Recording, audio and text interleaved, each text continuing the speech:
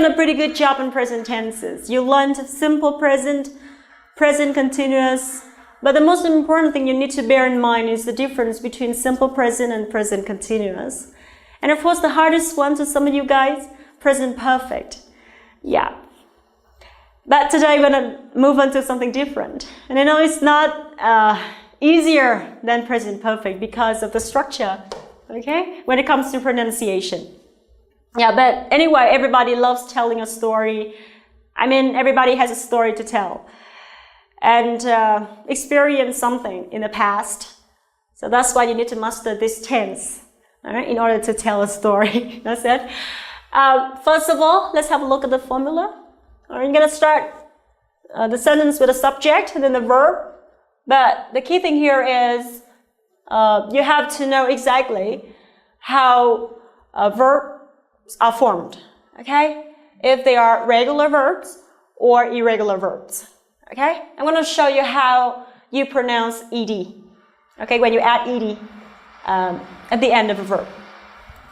But first of all, let's have a look at how simple past is used, all right? Now, the first sentence, I treated myself to a new dress yesterday. I got my salary yesterday, and when I was going home or heading home, I came across a very beautiful, stunning dress in a shop, and then I decided to stop by the shop and then bought myself a new dress, okay? And here you see the adverb yesterday. Yesterday, well, it already happened, right? So in this case, you use simple past to describe an action that already happened in the past, okay? And it's no longer true in the present. So now I have my new dress, but the action of buying a dress already happened, okay? Now, the second one. When Fred was a kid, he and his sister,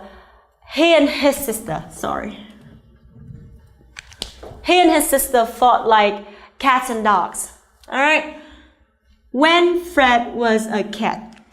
Fred is now a grown-up man. All right? He's no longer a kid. All right? But when he was a kid, that means it already happened. All right? In the past, he and his sister fought like cats and dogs. He and his sister now get on very well. But when they were kids, they often fought. They often argued. They often fell out with each other. They fought like cats and dogs. So here you see an idiom, fought like cats and dogs. I mean, they often argued, quarreled with each other, you know, yelled at each other when they were angry. Right? So in this case, you use simple past to describe an action that happened repeatedly. Remember, it's not simple present, but in the past.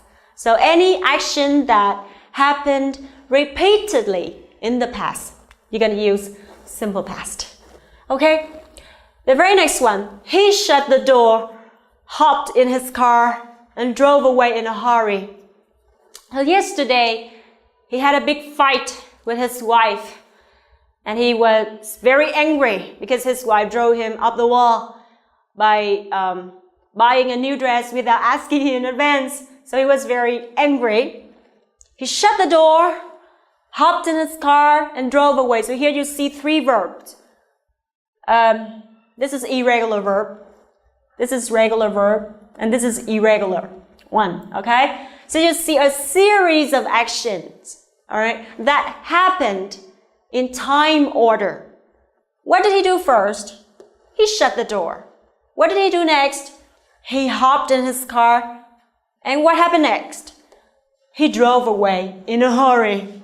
All right? So in this case, you use simple past to describe a series of actions that happened in time order.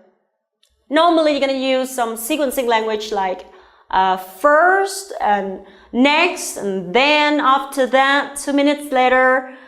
Okay? Yep. to show the sequence of the actions. And the very last one, Victoria worked for Toyota for 5 years. So in this case, you use simple past to describe an action that happened within a specific period of time in the past. Of course, Victoria now has a new job. She's an accountant in another company, not Toyota. But in the past, she used to be an accountant in Toyota. All right?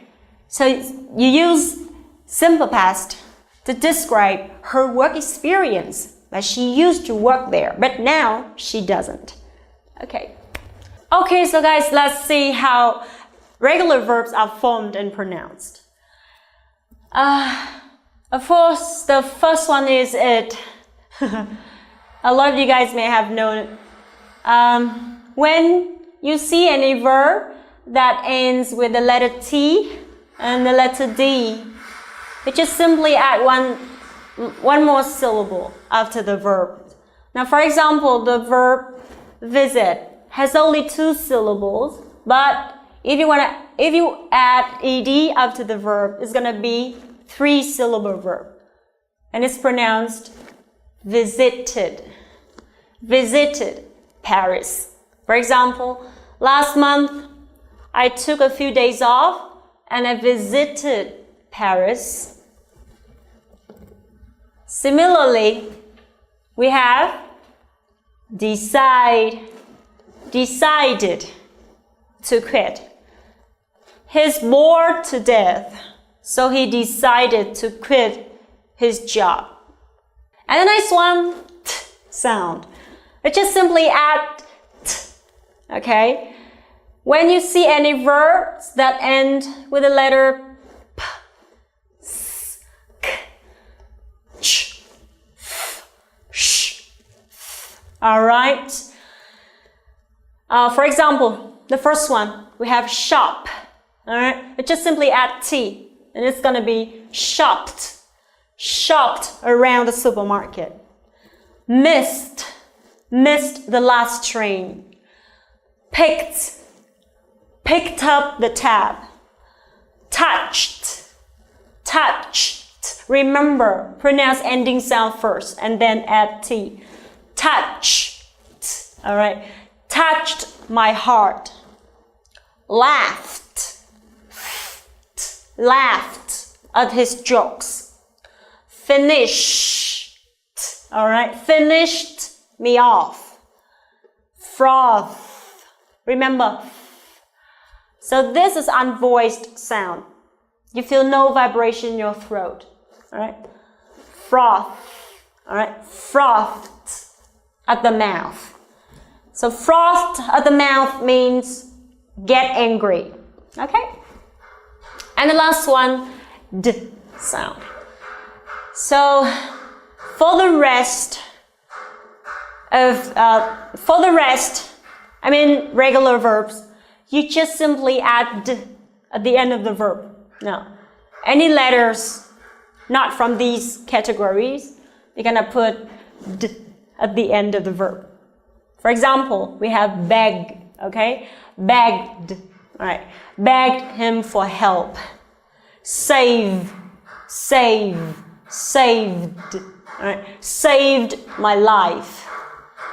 And scared, okay? Scared me to death. Good job.